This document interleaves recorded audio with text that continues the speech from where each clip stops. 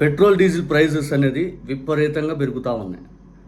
నిన్న రూపాయి పెరిగింది పెట్రోల్ డీజిల్ పైన. మళ్ళీ అంతకుముందు 3.5 రూపాయలు, మొత్తం 4 రూపాయలు పై చిలుకు ఇప్పటి వరకు పెరిగింది. ఈ 4 రూపాయల పై చిలుకుతోటి ఇప్పటికి కూడా పెరగక ముందు మన ఆంధ్రప్రదేశ్ ఫస్ట్ లిస్ట్లో ఉంది దేశంలో కల్లా అత్యధిక రేట్లు అమ్మే విషయంలో. ఇప్పుడు పెంచాక మరీ అత్యధికంగా చాలా డిఫరెన్స్ తోటి వివిధ రాష్ట్రాలతో పోల్చుకుంటూ మనం ఎక్కడో ఉన్నాం. అంటే మన రాష్ట్ర ప్రభుత్వం మన సొమ్ముని ఏ విధంగా దోచుకుంటుందంటానికి మరొక ఉదాహరణ. దీనిపైన విపరీతంగా చంద్రబాబు నాయుడు గారి ప్రభుత్వానికి వ్యతిరేకత వస్తే రాత్రి వీళ్ళ మీడియా ద్వారా జనరల్గా ఆయన చేసే ఆలోచనలని మీడియా ద్వారా తిప్పికొట్టే ఆలోచన చేస్తూ ఉంటారు. చంద్రబాబు నాయుడు గారు మంచివారు, చంద్రబాబు నాయుడు గారు విజన్ ఉన్న వ్యక్తి, చంద్రబాబు నాయుడు గారి ఏ తప్పు లేదు, చంద్రబాబు నాయుడు గారు సౌమ్యుడు అన్నట్టుగా వాళ్ళు అదొక విధానంగా ఒక రకంగా తీసుకెళ్తూ ఉంటారు. వాస్తవం చంద్రబాబు నాయుడు గారు ఈవెంట్ మేనేజర్ అంతే. ఈవెంట్ మేనేజర్ ఎలా అయితే ఆయన చేస్తూ ఉంటారు, సేమ్ చంద్రబాబు నాయుడు గారు తన పరిపాలన అలా చేస్తూ ఉంటారు. ఈ పెట్రోల్ డీజిల్ ప్రైజెస్ విపరీతంగా పెరుగుతుంటే, సార్ మీరు పెంచినటువంటి వ్యాట్ ఏదైతే ఉందో, మీరు పెంచినటువంటి సెస్ ఏదైతే ఉందో అది తగ్గించండి సార్ అని అడుగుతుంటే, ప్రపంచంలో ఎట్లా ఆర్థిక వ్యవస్థ ఎట్టుంది, కుదేలైపోయింది, ఆర్మర్ జల్స్ అన్ని మూసేశారు, నరేంద్ర మోడీ గారు ఎంత అప్పులు చేసేశారు, ఆర్థిక వ్యవస్థ కుప్పగిలిపోతూ ఉంది, రానున్న రోజుల్లో జనాల జేబులో డబ్బులు ఉండవు, మరి డబ్బులు ఉన్నప్పుడు ప్రభుత్వం ఏం చర్యలు తీసుకోవాలి అని మాత్రం రాత్రి వాళ్ళు డిబేట్లో చెప్పరు. డబ్బులు అనేవి జనాల దగ్గర లేవు అన్నప్పుడు మాత్రం ఆయన ఏదైతే దీనికి సలహాలు సూచనలు ఏదైనా ఇవ్వాలని ఆలోచన చేయరు. ప్రజలారా మీ చావు మీరు రావండి అనే విధంగా వాళ్ళు డిబేట్లు నడుపుతూ ఉన్నారు.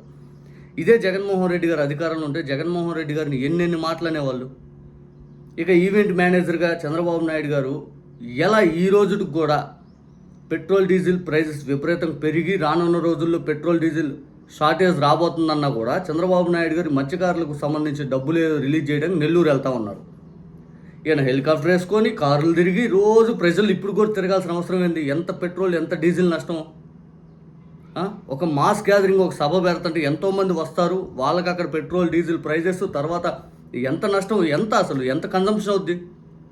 ఆయన మాత్రం తగ్గించరు, కానీ సైకిల్ వేసుకొని తిరుగుతున్నట్టుగా వాళ్ళ ఎమ్మెల్యేలు వాళ్ళ మంత్రులు వీళ్ళు ఫోటోలు మాత్రం పెడతా ఉంటారు.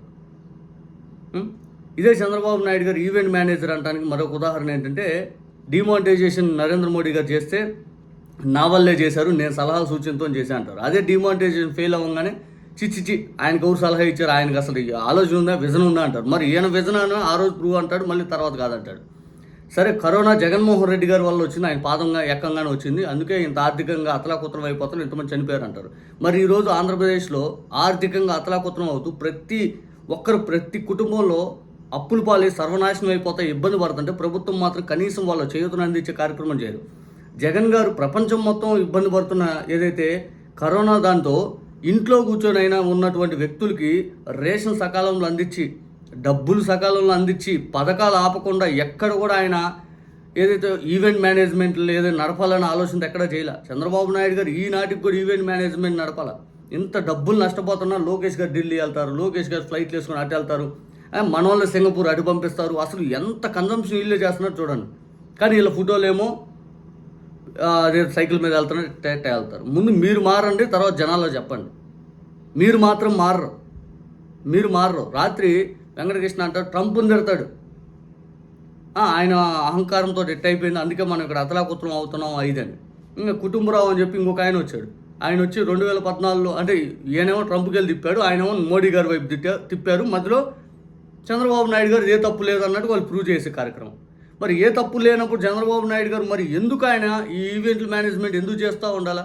ఏమన్నా అంటే ధరం పోరాట దీక్ష, ఏమన్నా అంటే నవనిర్మాణ దీక్ష, ఏమన్నా ఆ దీక్ష, ఏమన్నా అంటే ఈ దీక్ష, మనీ బాంబు పేలబోతుందని చెప్పి వెంకటకృష్ణ ముందే జనాలను భయపెట్టడం. సరే, భయపెట్టేది నిజమనే కార్యక్రమం జరిగితే మరి రాష్ట్ర ప్రభుత్వం ఏం చర్యలు తీసుకోవాలి? ఆ సలహాలు ఉండవు. ఇవన్నీ వాళ్ళ ఆలోచనలు ఏంటంటే రానున్న రోజులు పథకాలన్నీ ఆపేసేయాలా. ఇదొక బూచిగా చూపించి నేను మాత్రం ఈవెంట్ మేనేజ్మెంట్ లాగా పిఆర్ టీములు నడుపుకుంటూ ఉంటాను, జనాలకు మాత్రం పథకాలు లేవు, ఏమీ లేవు, వాళ్ళు ఎట్లా నాశనమైన ఇబ్బంది లేదు అనే ఆలోచనతో ఈ ప్రభుత్వం పనిచేస్తున్నట్టు కనపడతా ఉంది. చూస్తే ఎలా కనపడతా ఉంది? నరేంద్ర మోడీ గారు 2014 ఎక్కేటప్పుడు దేశ అప్పు రాష్ట్రాలతో అన్నిటితో కలిపి 62 లక్షల కోట్లు, ఈరోజు 234 లక్షల కోట్లు. ఈరోజు అంత అప్పు పెరిగింది, 4 రెట్లు పెరిగింది. మరి ఆ డబ్బంతా ఏం చేశారు, అసలు ఎవడు అభివృద్ధి జరిగింది, ఏం జరిగిందని చెప్పి వీళ్ళు మాట్లాడుతూ ఉన్నారు. ఈ నరేంద్ర మోడీ గారి ప్రభుత్వంలో 12 ఏళ్లలో దాదాపు మీరే 6.5 సంవత్సరం పైగా ఉన్నారు మోడీ గారితో.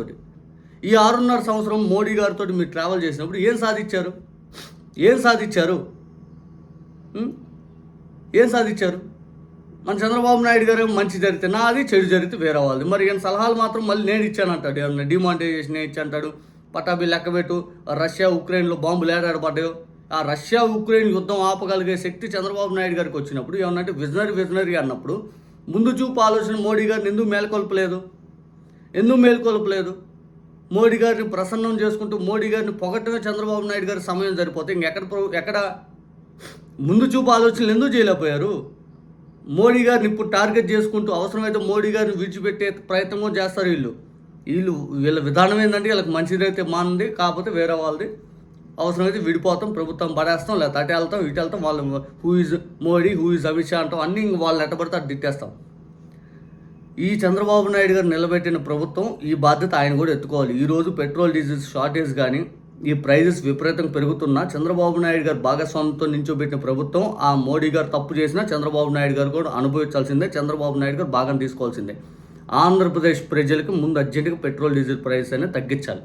ఇది రాష్ట్ర ప్రభుత్వం తక్షణమే తీసుకోవాల్సిన నిర్ణయం. ఇది వాళ్ళు సోషల్ మీడియాలో వేస్తారు. జగన్ గారు ఉన్నప్పుడు ఎక్కేటప్పటికి మేము 75 రూపాయలే పెట్రోల్ అంటారు. అప్పుడు మేము కొట్టించిన వాళ్ళం పిచ్చోళ్ళమా?